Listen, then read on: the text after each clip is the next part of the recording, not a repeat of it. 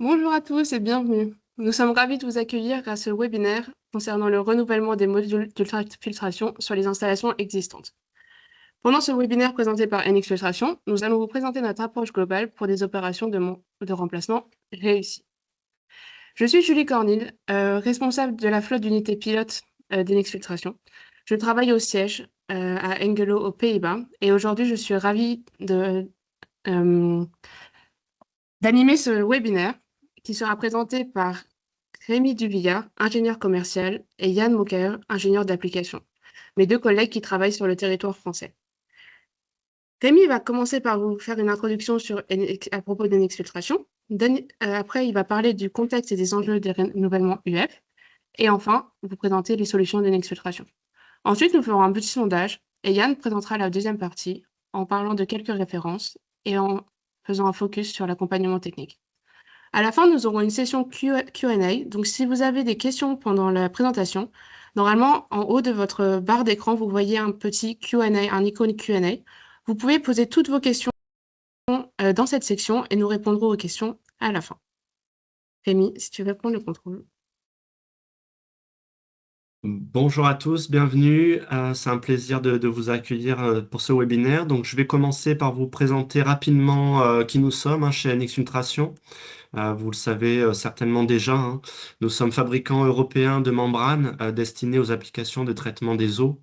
Donc, nous avons dans notre gamme des membranes qui sont essentiellement fabriquées à partir d'un matériau qui est le polyéthersulfone.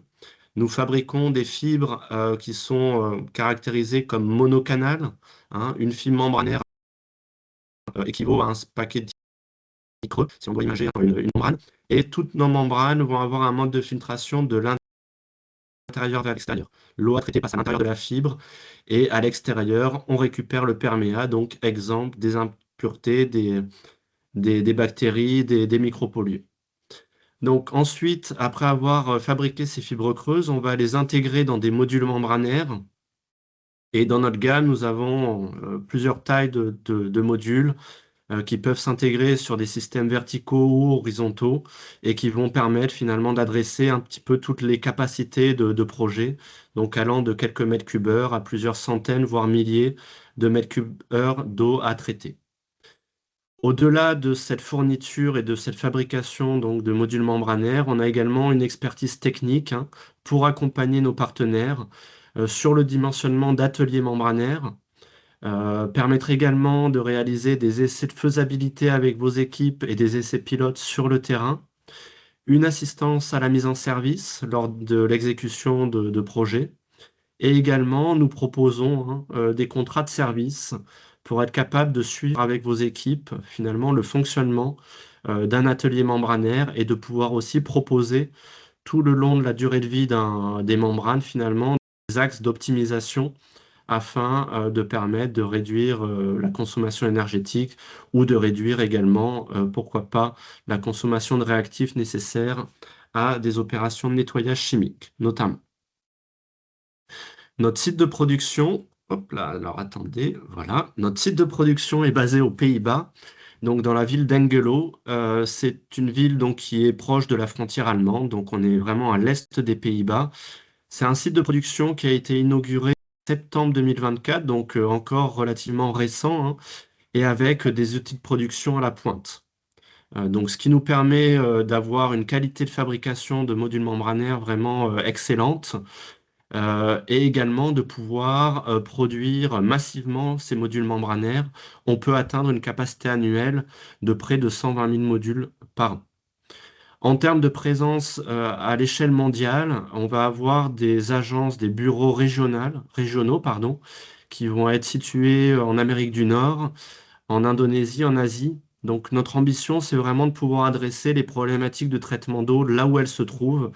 Et on a des problématiques de traitement d'eau un peu partout dans le monde, hein. C'est pas simplement la France, la Suisse ou la Belgique qui peuvent être confrontés à des pénuries d'eau. Donc voilà, on a des équipes partout sur le terrain pour avoir cette proximité et également être capable de savoir et de comprendre les contraintes liées à chaque région. En France, nous sommes deux basés en France, donc moi-même et Yann. Et on va se diviser un petit peu les rôles, hein. Moi, plus sur la partie commerciale, et Yann, lui, va être plus sur la partie technique. Nous avons enfin, hein, pour finir cette présentation sur NX Filtration, ensuite on va vraiment plonger dans le cœur du webinaire. Donc, notre gamme de membranes, donc nous avons la microfiltration qui va être destinée au traitement des boissons, clarification des boissons. Donc ça, c'est vraiment un domaine à part pour la clarification de la bière, du vin. Donc plus destiné aux applications agroalimentaires. Et enfin, l'ultrafiltration et la nanofiltration qui sont vraiment là destinés à des applications de traitement d'eau. Ça va être destiné donc à répondre à des filières de traitement d'eau pour produire de l'eau potable notamment, pour produire de l'eau de process pour des applications industrielles et également pour des applications tertiaires ou quaternaires de traitement d'effluents en sortie de steppe urbaine ou de steppe industrielle. Donc, une petite parenthèse sur notre nanofiltration sur fibre creuse. C'est vraiment une membrane, une technologie qui nous distingue par rapport à d'autres confrères hein, qui fabriquent des membranes.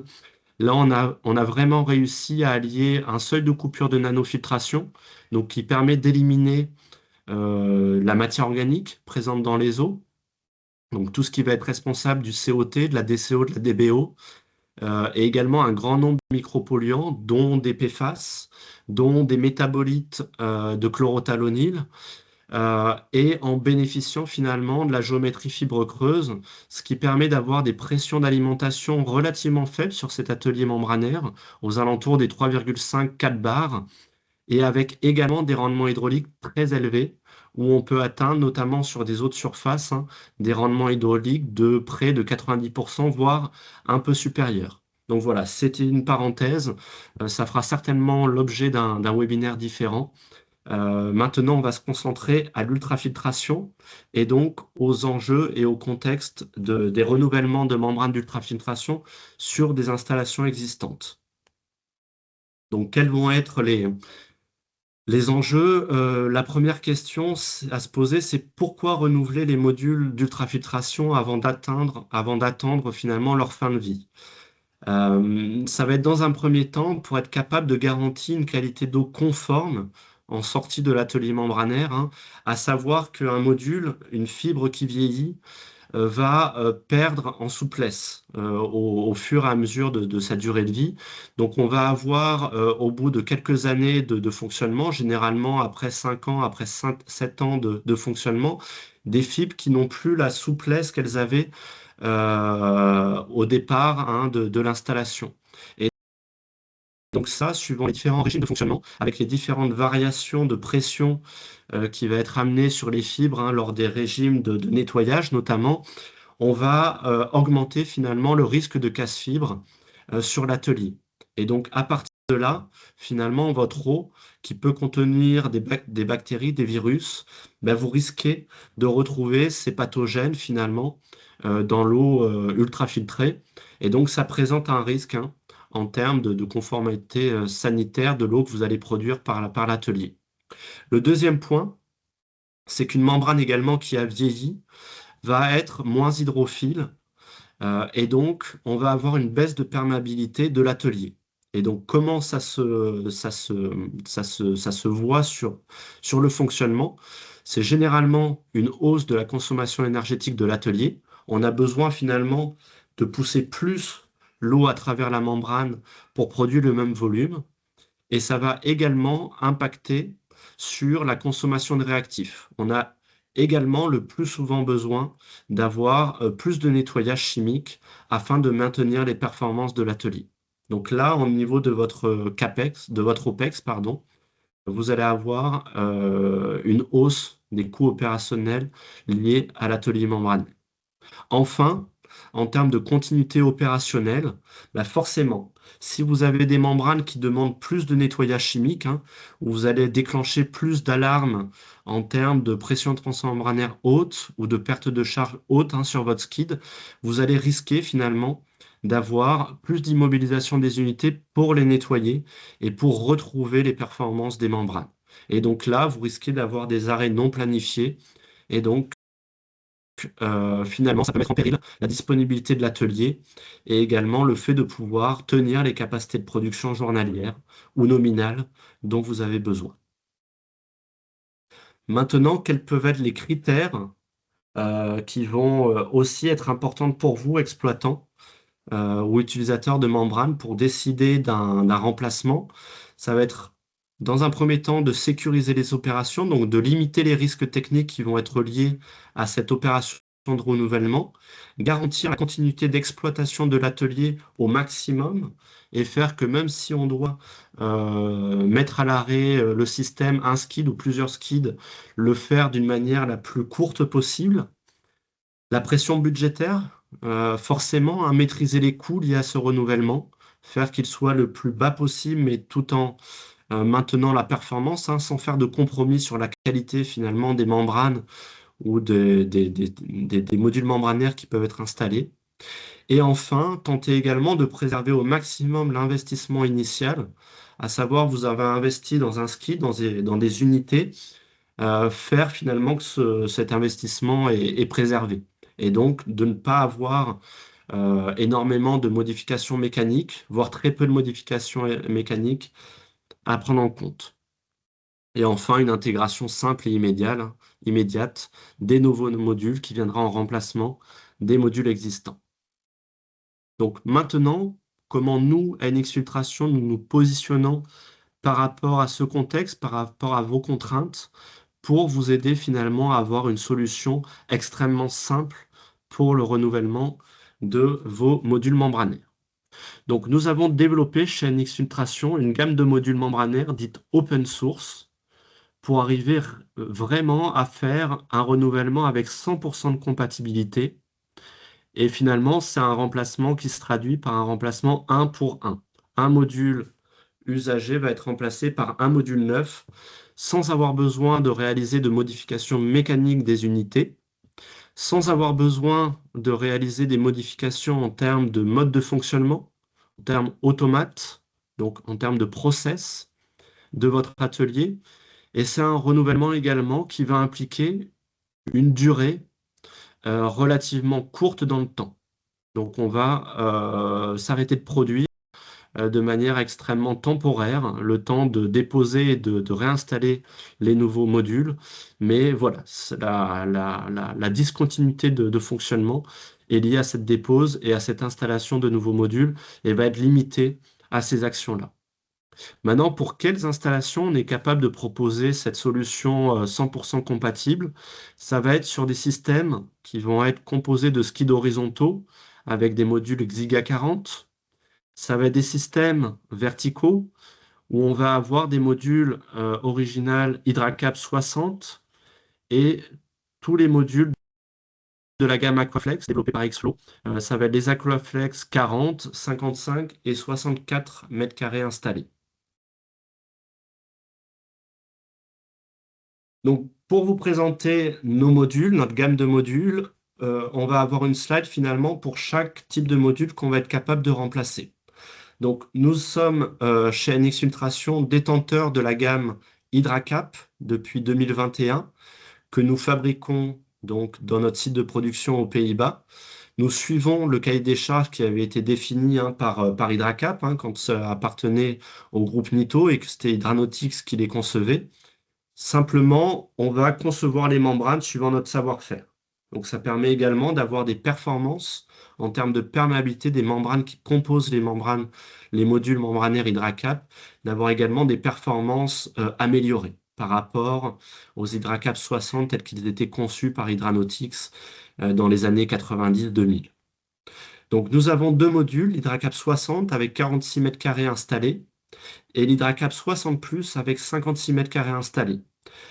Ces deux références, finalement, ont les mêmes dimensions de carter, les mêmes dimensions. C'est simplement qu'entre le 60 et le 60 Plus, il y a une amélioration en termes d'empotage, du processus d'empotage, qui permet finalement d'intégrer plus de fibres à l'intérieur du même carter.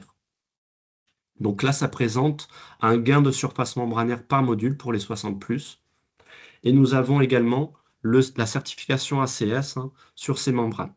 tous les modules qu'on va vous présenter ont l'agrément ACS. Donc voilà, ces modules HydraCap 60 et 60+ se destinent à renouveler des installations équipées originellement avec des modules HydraCap 60. Nous avons ensuite les modules dont la référence est WMD 220 UF 150 qui permettent des renouvellements 1 pour 1 d'unités d'ultrafiltration équipées avec des modules Aquaflex. Donc ça va être des installations soit sous forme de skid, comme vous voyez sur cette photo-ci, soit des installations plus récentes qui sont également équipées donc, de modules Aquaflex, mais avec des raccords de type X-Line, donc un format rack d'intégration. Donc le module WMD permet vraiment de remplacer de manière très simple ces deux types d'installations. Et de la même manière que pour les HydraCap, nous avons deux surfaces membranaires disponibles, une surface à 55 mètres carrés installée et une surface à 65 mètres carrés installée. Donc avec toujours un gain de surface membranaire pour les modules 65, toujours dans le même carter, dans les mêmes dimensions de modules. Nous avons enfin les modules WED 200 qui, eux, vont avoir une surface membranaire de 41 mètres carrés installée et qui vont être destinés aux opérations de remplacement sur des skids horizontaux. Donc vous voyez l'exemple d'un skid horizontal. Et la particularité de ces modules, c'est d'avoir également des tubes bypass que l'on voit au centre des modules et qui vont permettre finalement de répartir uniformément le débit d'alimentation sur l'ensemble des modules qui équipent un tube de pression. Vous avez des modules qui sont installés de manière plus centrale et le fait d'avoir ces tubes bypass, ça permet aux modules extérieurs de pouvoir alimenter en eau pour que l'ensemble des modules finalement dans les tubes de pression reçoivent les mêmes débits et les mêmes pressions en termes d'eau d'alimentation et également en termes de débit de contre-lavage nécessaire. Donc voilà pour les modules que nous pouvons offrir sur le marché français qui disposent de la certification ACS. En termes de compatibilité mécanique, donc pour visualiser le fait qu'il n'y a pas besoin de remplacer mécaniquement les skids, on va avoir donc des tailles de modules qui sont strictement équivalentes à ceux que nous venons de présenter. Donc les hauteurs, les diamètres, c'est la même chose. Les distances entre les ports d'alimentation concentrat, c'est exactement strictement identique. Et ça va nous permettre de réutiliser les capots de raccordement existants. Donc, à moins que leur état de vétusté nécessite d'être remplacé. Et dans ce cas-là, on est capable de fournir des capots, des capots neufs.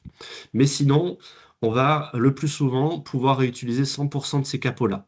La seule chose que l'on va remplacer à ce niveau-là, ça va être les joints toriques, c'est les tout petits joints qui, eux, vont pouvoir être un peu plus usés que le reste. Et donc, on va pas prendre le risque de vouloir les réutiliser.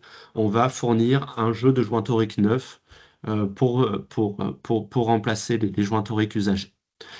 Également, au niveau des interconnecteurs, on va pouvoir réutiliser 100% des interconnecteurs existants, notamment sur les skids verticaux. Et là, ça va nécessiter finalement aucune modification. Et enfin, les colliers rainurés, c'est les colliers qui vont permettre de raccorder les interconnecteurs au capot des modules et également les capots aux modules. Ces colliers rainurés, aussi suivant leur état de vétusté, on va choisir de les garder ou non. On peut les remplacer. On va préconiser ici de renouveler à 100% le joint en EPDM. Pour éviter finalement de devoir nettoyer ces joints et de prendre le risque également d'avoir des joints un peu abîmés que l'on aurait réinstallés sur l'installation. Donc voilà, ces quelques accessoires n'impactent pas le coût, on va dire, de renouvellement. Au niveau du process, de la même manière, nos fibres vont être 100% compatibles avec les séquences de filtration, les séquences de nettoyage hydraulique ou les séquences de nettoyage chimique qui ont pu être définies initialement sur les ateliers.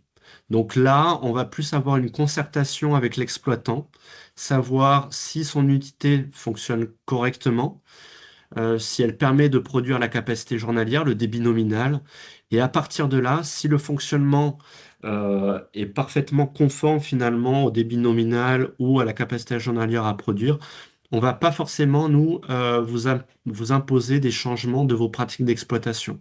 Donc, on va vérifier que les débits, les flux typiques utilisés notamment lors des contre-lavages, les résiduels en termes de pH, en termes de chlore libre sont tenus, répondent à nos normes, hein, à nos standards. Et à partir de là, on peut réutiliser finalement le mode de fonctionnement tel qu'il était mis en œuvre.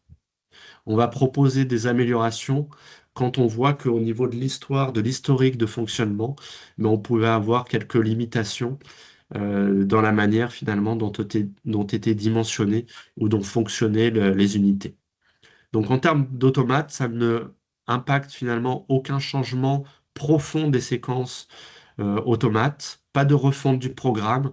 Les seules modifications qui vont pouvoir être mises en œuvre, ça va être du reparamétrage, ça va être des temporisations, quelques consignes, ajustement de la surface membranaire si besoin. Mais voilà, rien de compliqué. Et tout ça va être réalisé finalement lors de l'opération de renouvellement des modules membranés.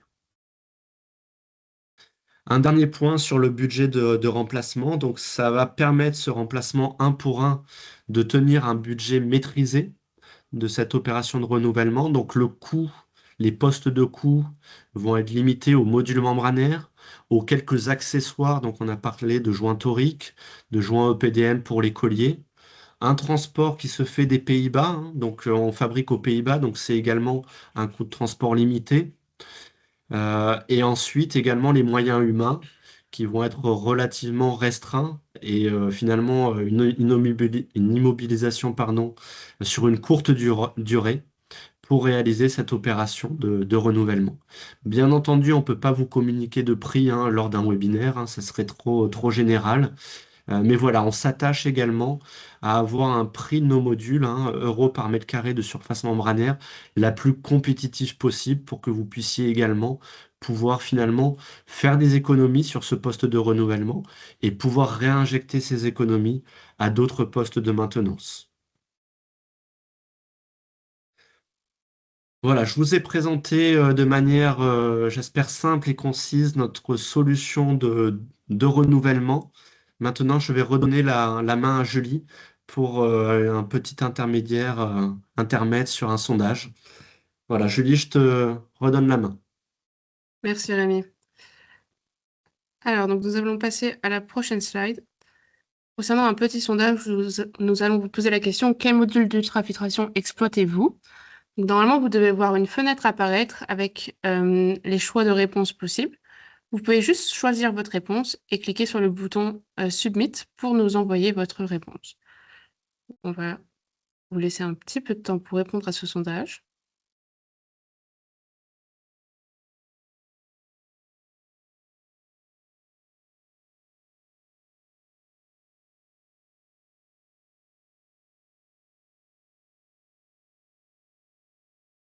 Donc, vous pouvez choisir les modules d'ultrafiltration qui sont actuellement dans vos installations.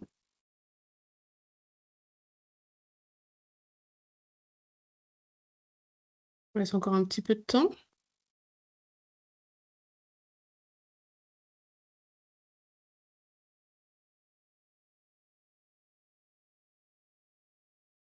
Merci.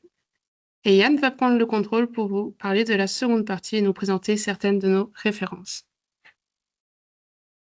Bonjour à tous, je vous remercie de votre présence. Donc en effet, hein, pour illustrer ce que nous a évoqué Rémi, je peux vous proposer de voir en détail quelques références hein, qui permettent donc de voir avec dans différents cas, différentes situations, un remplacement de membrane, ce que ça a pu apporter derrière au client. Donc, premier cas qui est à Kindassa, donc c'est en Arabie Saoudite, hein, c'est pour une installation de traitement d'eau potable, hein, de désalinisation d'eau de mer, où l'on utilisait les membranes Hydranautics Hydracap 60 installation qui a été mise en place en 2006 de 65 MLD. Donc après 15 ans de bons et loyaux services, il a été décidé de remplacer les 10 skids, donc de 88 modules par skid, donc 880 membranes, par des modules HydraCap WMC 255 HydraCap 60. Donc finalement, c'est l'identique des modules hydranautiques dont on a récupéré le brevet.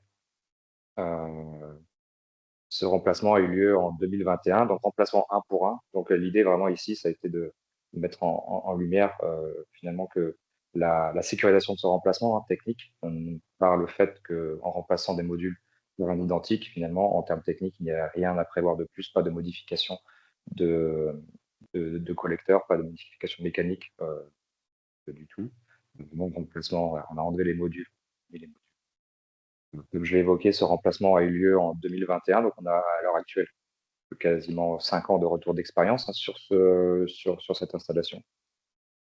Aujourd'hui, du coup, on a comme retour technique, de très bons retours techniques avec aucune casse fibre en tête. Donc un fonctionnement vraiment idéal sur cette installation. Le fait de remplacer les modules 1 pour 1, ça a permis donc finalement de sécuriser techniquement cette installation. Aussi bien tu l'as fait sur la partie technique, mais aussi dans le temps, finalement, où en diminuant la difficulté, la complexité technique, on a pu optimiser également le temps de remplacement, ce qui a permis finalement une production continue en remplaçant skid with skid cette unité. On n'a pas été obligé d'arrêter l'unité entière de production d'eau potable. Donc voici pour le premier exemple de renouvellement. Second exemple de renouvellement, ici en Inde, donc on change de continent, à Chennai, installation Nemeli. On est dans le même contexte finalement, unité de production d'eau potable avec une ultrafiltration qui est en pré-traitement aux inverse pour de la désalinisation. On était sur des skids, initialement sur des modules Aquaflex 40, donc un atelier qui contenait 30 skids de 120 modules, donc voilà, un atelier relativement conséquent avec 120 MLD. Mise en service en 2013. Ici, dans ce cas, il a été décidé non pas de remplacer l'ensemble des modules, mais 9 skids sur les 30 skids. Le remplacement des 9 skids de modules Aquaflex 40, nous avons décidé de remplacer par des modules WMD 220 de 55 mètres carrés, contrairement aux Aquaflex 40 qui avaient 40 mètres carrés de surface membranaire. Donc, les modules en tant que tels, le dimensionnement, le design est identique, donc ça fait un remplacement 1 pour 1. Mais derrière, avec le fait d'avoir plus de surface membranaire, on a eu la possibilité finalement d'ajouter moins de modules, c'est-à-dire qu'au lieu par skid de remplacer 120 modules, on en a remplacé que 88. Donc 88 modules au lieu de 120 modules. Donc ceci a eu pour effet finalement la réduction du nombre de modules, un travail sur site moins important, plus de rapidité de fonctionnement. Encore une fois, un remplacement 1 pour 1, donc pas de difficulté technique particulière liée à ce remplacement. Et finalement, le fait d'avoir aussi moins de modules permet éventuellement de profiter aussi d'une potentielle évolutivité des ateliers membraires, car il y a des spots disponibles finalement libres la suite à ce remplacement. Donc là, cet exemple met en œuvre aussi la capacité d'évolution et d'évolutivité en ayant des designs, des conceptions 1 pour 1, mais avec plus de surface membranaire. Là, on peut à la fois améliorer l'évolutivité de la membrane ou diminuer le nombre de modules. Donc du coup, avoir un petit peu plus de flexibilité sur l'atelier membrane. Dernier exemple, un petit peu plus proche de chez nous, en France, ici, en Normandie. Donc, un des derniers un remplacement qui a eu lieu en début d'année dernière. Sur des Xiga 40, donc un atelier de production d'eau potable, donc à partir d'eau de surface, où on a remplacé des modules horizontaux Xiga 40 avec nos WED 200, UF 150. Donc là, de nouveau, c'était un remplacement 1 pour 1, donc pas de difficulté particulière. En 2 jours, l'ensemble du remplacement a été fait, incluant le démontage, le remontage, l'audit et la remise en service. Cette installation, donc du coup, qu'on a mis en place en mars 2025,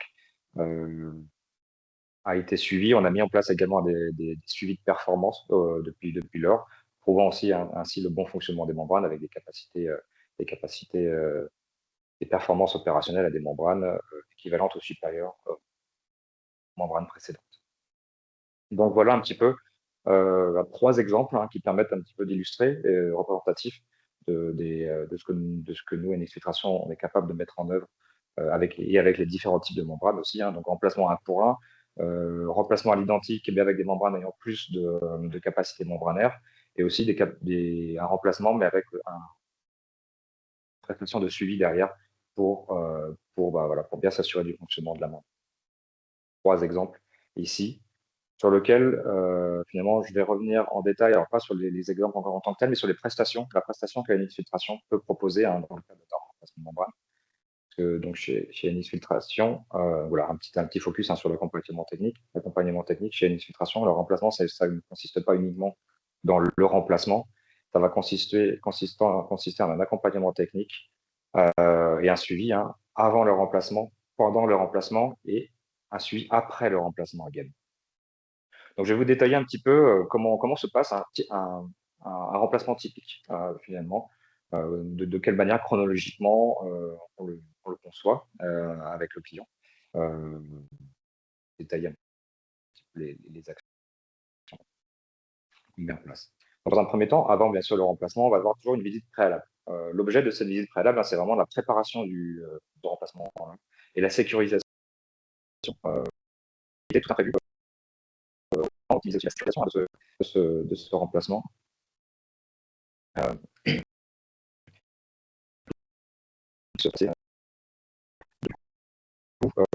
sur ces éléments. On va tout d'abord faire une inspection de l'installation, de son environnement, discuter avec le client. C'est important de vraiment bien comprendre dans quel état d'esprit, de quelle manière ça a été suivi, exploité, avoir les retours d'expérience des clients sur le fonctionnement de l'installation.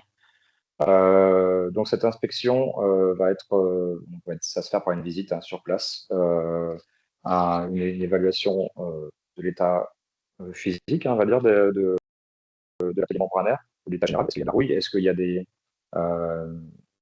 éléments qui sont dégradés? Quelles sont les pièces de rechange éventuellement qu'a le client sur place? Donc tout ceci pour finalement optimiser aussi et ajuster notre offre derrière. Parce que ça, comme l'a évoqué Rémi, ça peut s'accompagner, des modules peuvent s'accompagner d'un certain nombre d'autres accessoires de type capot, joint ou collier rainuré. Analyse du fonctionnement actuel, retour d'expérience. Ce qu'on essaye de faire de manière générale, c'est de récupérer le maximum de données en amont du remplacement, données les courbes, les données de fonctionnement, perméabilité, débit, rendement. On essaye de récupérer ces données, de les interpréter, de les traiter, de les interpréter, pour pouvoir finalement faire un état zéro de l'installation avant remplacement. Le but, c'est vraiment de pouvoir, dans un second temps, après remplacement, de comparer ces 2 données et d'avoir un point de suivi, des points de référence. Donc ça va c'est pas la vie. En général, on va également l'idée de l'intégration des données dans l'atelier existant. Donc, on va arriver là, ça va être pour s'assurer que le module va bien en lieu et place précédent. Alors, non pas que l'ensemble des modules, comme l'a évoqué Rémi, on a produit des certificats. Alors, il peut s'avérer que parfois, il y ait une histoire de millimètres, un petit problématique de joint, des éléments qu'il faille anticiper pour essayer de coincer lors vraiment du remplacement. Donc, typiquement, s'il y a des joints adaptés, des fois, il y a parfois quelques millimètres de jeu dans certains tubes collecteurs perméables. Et donc, du coup, comme ça va nous permettre, nous, d'anticiper, de prévoir les matériels, les pièces accessoires supplémentaires pour pouvoir anticiper d'éventuels problèmes. Enfin, lors de cette intervention, on va également préparer et séquencer l'intervention. Donc ça, c'est très important pour qu'on puisse tenir le timing. Les clients ont parfois des délais très courts de remplacement, avec des impératifs de production dans la foulée du redémarrage. Donc, il est important de bien préparer, de bien séquencer ces interventions. Donc, cette réunion, cette visite préalable sert principalement définir cet aspect-là, ainsi que définir les besoins. Alors, quels seraient les besoins? Ce sera des moyens humains, bien sûr, des moyens matériels, ça peut être des échafaudages, ça peut être tout simplement peut-être des karchers, de la glycérine, enfin, plein d'éléments, des outils qui nous permettra d'avoir tout sur place le jour du remplacement.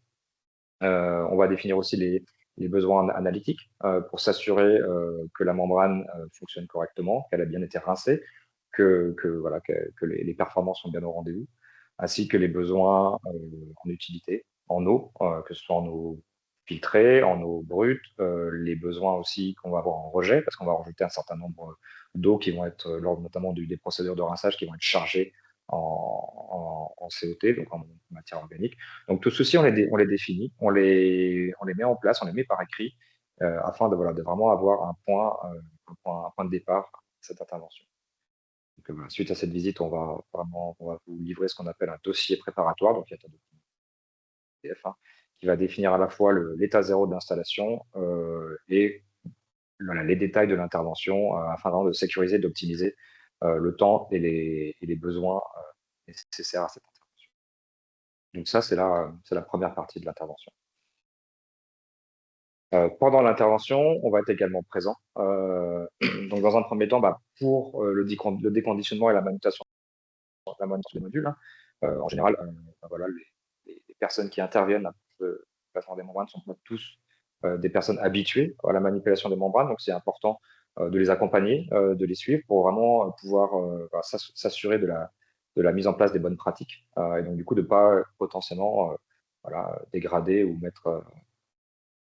dégrader un module ou avoir un doute en tout cas lors de la mise en place de le renouvellement de l'atelier membranaire. La méthodologie de remplacement est importante pour éviter les pollutions et les raccordements également, notamment je pense à ces polyrénurés qui sont bien que ce soit assez basique à mettre en place, il y a quand même quelques subtilités qui, lorsqu'on ne connaît pas, lorsqu'on ne les connaît pas, on peut avoir des surprises. On va tout simplement de s'assurer que le module est intègre et mis en place correctement, pas de pollution externe et pas de fuite ou de mauvais montage qui pourrait du coup lier lors du démarrage de l'installation. Derrière, on va vous accompagner également sur la validation des procédures, donc procédure de rinçage, bien sûr, pour s'assurer que avant de pouvoir repartir en production, les membranes sont parfaitement rincées, à exemple de produits chimiques, et qu'on puisse repartir comme avant le remplacement. De même, les produits de mise en service, avec la validation de l'ensemble des séquences, conformément à notre dimensionnement qu'on a effectué au préalable. Éventuellement, on va des ajustements d'automatisme légers, comme on l'a évoqué, pour pouvoir mettre, on va dire, d'équerre l'installation avec ces membranes neuves. Notre accompagnement, il va aussi typiquement, c'est arrivé, à titre d'exemple, alors que des membranes fonctionnaient sur un site parce que, par exemple, elles fonctionnaient parce que les membranes n'étaient pas intègres, elles étaient percées. Puis le jour où on a remplacé les membranes, on a finalement vu qu'elles étaient intègres, et du coup l'installation ne fonctionnait plus. Alors c'était lié en effet à une fuite d'air qui était dans le tuyau, qui venait en fait finalement colmater les membranes parce que les membranes sont quasiment étanches à l'air. Et donc du coup là, on a accompagné le client pour essayer de trouver la cause dans la recherche de panne, pour pouvoir faire en sorte que lorsqu'on quitte le site, derrière l'ensemble de l'atelier membranaire est fonctionnel et que le client puisse repartir comme c'était avant, comme son installation fonctionnait avant remplacement. Donc vraiment un accompagnement global du début à la fin de la mise en service. Une fois que c'est mis en service, on va valider les performances, refaire un état zéro comme on l'a fait avant le remplacement. Donc l'état zéro de l'installation, validation de l'ensemble des paramètres opérationnels, flux, débit, concentration, les qualités d'eau, le rendement hydrique de l'atelier membranaire. Tout ceci pour avoir un point de comparaison par rapport à avant, mais aussi un point de comparaison par rapport du coup, au suivi de la membrane au cours de sa durée. Donc voilà, et dernière point concernant l'accompagnement technique, c'est une fois la mise en service effectuée, on va avoir toute une partie de suivi technique de l'installation à travers le suivi, le pilotage de l'installation. Donc on va, si le client l'accepte, collecter les données, donc il va nous transmettre les données qu'on va mettre en forme, on va les traiter, on va les mettre en forme à travers un petit outil de suivi disponible, voilà, qu'on met à disposition sur Internet. Il y a un logiciel Windows qui s'appelle Power BI. Cet outil de suivi va nous servir de support à la conduite, à vous accompagner à la conduite de l'installation membranaire et la compréhension du fonctionnement de l'installation. Ça va vraiment nous permettre tout au long, derrière à la suite de la mise en service, aussi de continuer finalement à vous assister, à vous aider à comprendre vraiment le fonctionnement de votre installation, si tel était qu'il y avait besoin d'aller un petit peu plus en profondeur dans ce niveau-là. Voilà, ça va nous permettre derrière donc, ce suivi de valider le fonctionnement, d'anticiper les dérives et de les corriger. Typiquement, sur une de ces installations, on suivait le pH, par exemple, lors des CEB, un nettoyage chimique, et on a vu des dérives de pH atteints lors de ces CEB et des dérives de probabilité qui s'en associaient. Derrière, voilà, ça nous a permis, lors de ces réunions, qu'on fait de manière générale mensuelle, ça nous a permis de mettre en valeur, de mettre en lumière cette dérive et de mettre en place des actions correctives permettant de récupérer l'ensemble des performances de la membrane et de fonctionnement d'une installation avec un fonctionnement optimal. Donc voilà, accompagnement avant l'intervention, pendant l'intervention et aussi au cours suivant l'intervention et au cours de la durée de l'atelier membrane. Voilà, écoutez, à part c'était la partie sur le focus de l'installation. Je pense que maintenant, on va pouvoir passer à la session Q&A, questions et réponses. Merci Yann. Donc oui, on va passer à la session questions-réponses. Merci pour toutes les questions que vous nous avez envoyées. On va répondre à quelques questions et si on n'a pas le temps de répondre à toutes les questions, on vous contactera par email avec notre réponse. Donc commençons avec la première question. Bonjour, ces membranes d'UF sont-elles les successeurs de Hydranautics?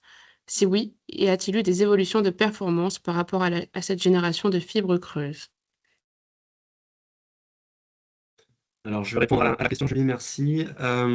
Donc, en effet, c'est pas un successeur, enfin, les HydraCap 60 et 60+, qui sont fabriqués par NX Filtration.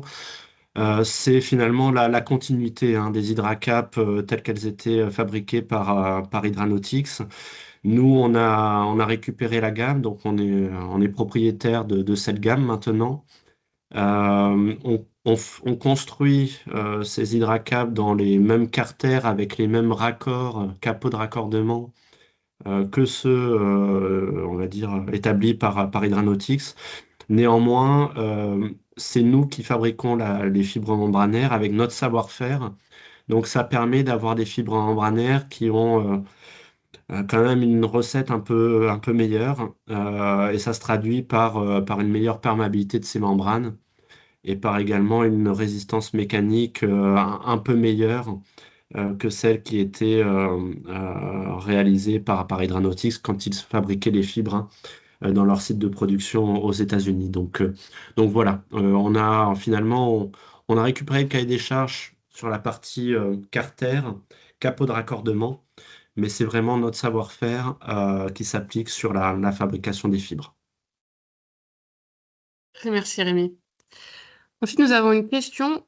Quels doivent être les points d'attention lors du remplacement de nos modules par des modules avec une surface de membrane plus grande dans un skid UF? Je vais peut-être répondre. Du coup, le fait d'avoir, si vous remplacez avec le même nombre de modules, mais avec des modules ayant une surface membrane plus grande, vous allez avoir une surface totale de filtration plus importante. Ce qui va dire que vous allez avoir un débit de production plus important. Donc, il faut, dans un premier temps, que l'ensemble des pompes puissent aussi subvenir pour pouvoir fournir ce débit-là. Donc, c'est valable pour les débits de production, mais également pour les débits de contre-lavage, parce que vous avez des flux de contre-lavage à respecter. Donc, plus de surface membranaire veut dire des débits de contre-lavage plus importants. Au même titre que tout ce qui est consommation et débit de dosage des produits chimiques aussi qui sont plus importants. Donc, l'atelier va être un petit peu plus important en termes de dimensionnement. Donc, il faudra bien s'assurer que l'ensemble des stockages et des pompages puissent être dimensionnés de manière suffisante. ça va aussi avec le diamètre des tuyauteries si on est sur des petites installations. Donc voilà, le dimensionnement sera plus important, les équipements puissent fournir ce qui est nécessaire.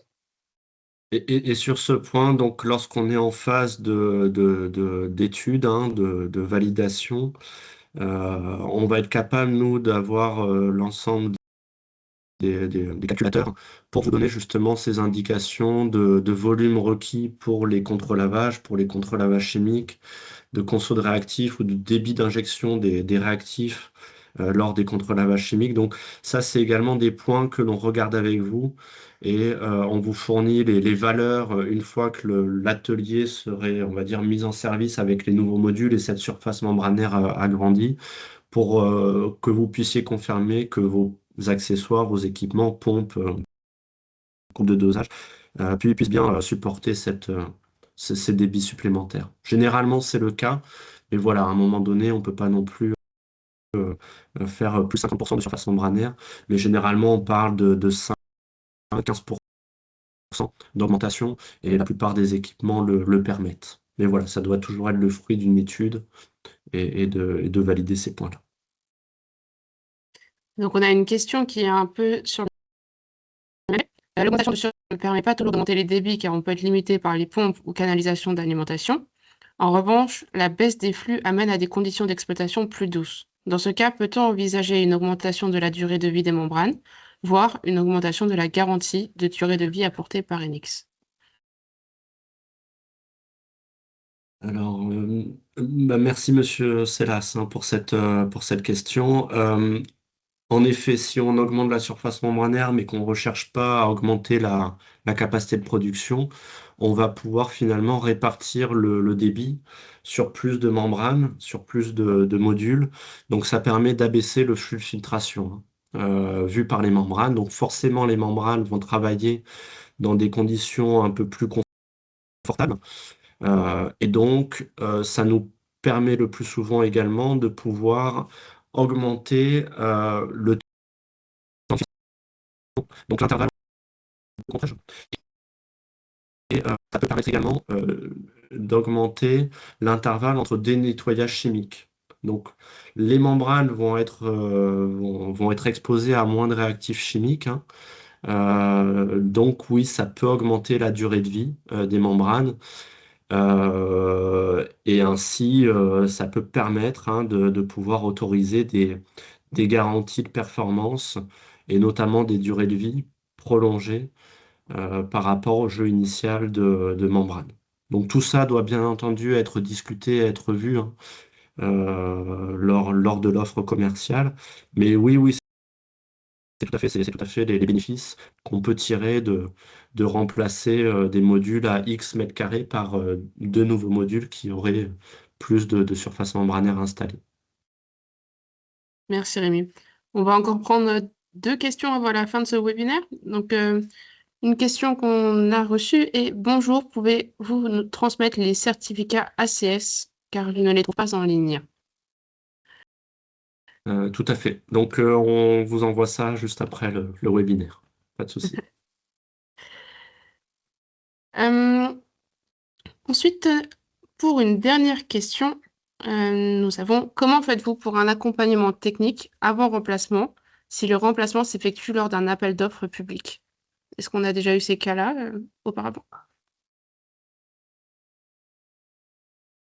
Alors, on va dire que oui, c'est quelque chose que je n'ai pas précisé, mais c'est vrai que la partie avant remplacement, on va dire voilà, c'est une fois une fois que la commande a été délivrée, du coup, on intervient juste avant le remplacement. On est déjà après la phase de consultation, qui a été commandée, ça a déjà été sélectionné. Par contre, au cours de cette phase de consultation, il y aura une visite commerciale avec déjà une anticipation hein, de l'ensemble euh, comment dire, des prérogatives et des nécessités liées au remplacement pour pouvoir aussi vous fournir un dimensionnement et ça va être la partie initiale. Sur la partie que j'ai décrite, qui était la partie avant remplacement, là on était après, après le bon de commande finalement, et donc juste avant la phase de remplacement.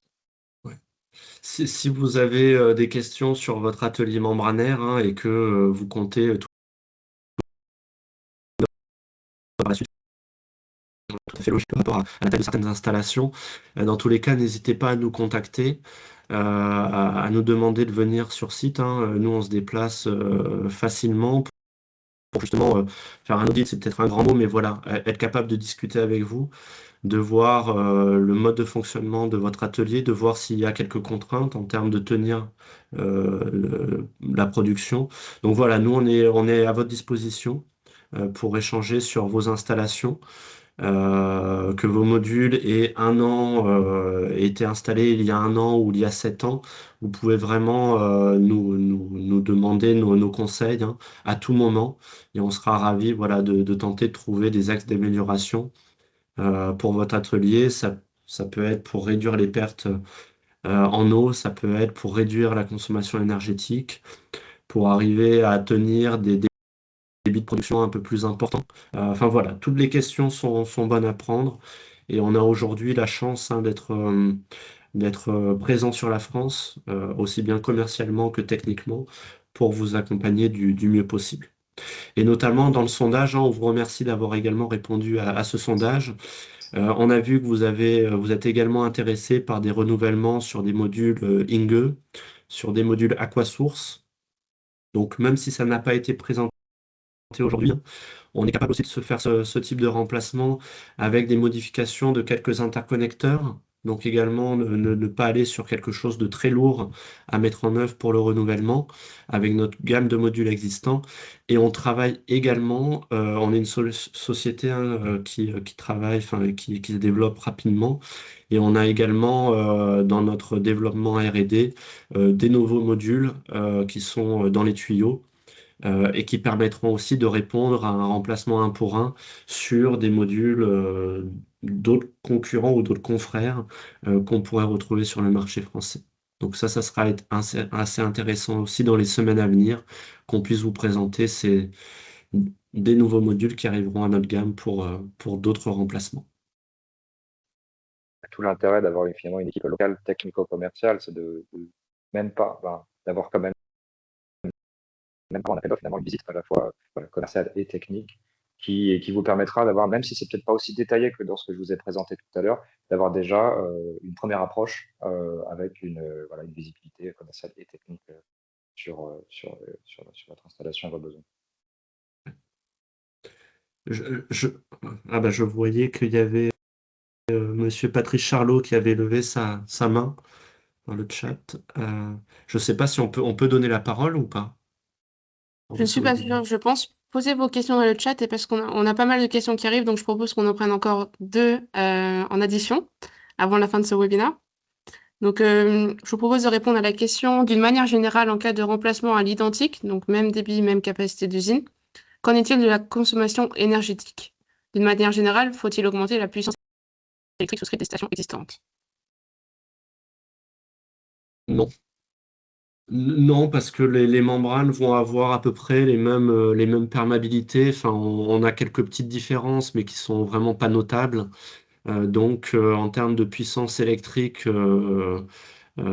consommée sur l'atelier membranaire, entre avant, après remplacement, on aura quelque chose de très comparable. Alors, bien entendu, on repart sur des membranes neuves. Donc, si on doit comparer vraiment à l'instant T0, on va dire, avec nos membranes qui sont arrivées en fin de vie et nos membranes, il y aura un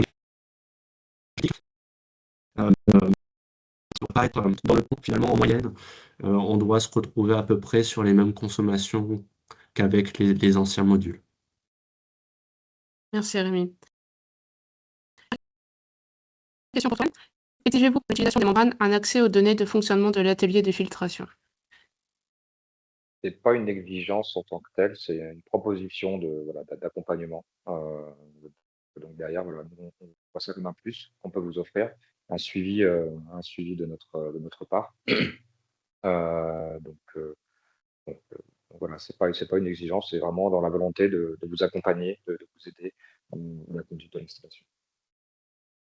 Merci Anne. Donc je pense qu'on peut clore ce webinaire. Merci à tous de nous avoir rejoints aujourd'hui. Si vous avez des questions, n'hésitez pas à contacter Rémi et Yann. Ils sont là pour vous supporter. Et les questions qui n'ont pas été allons revenir pour répondre à ce qui n'a pas été répondu. Yann et Rémi, merci beaucoup pour cette présentation. C'est à vous. Et nous vous souhaitons une très bonne journée. Au revoir. Au Bonne journée, revoir. merci, au revoir.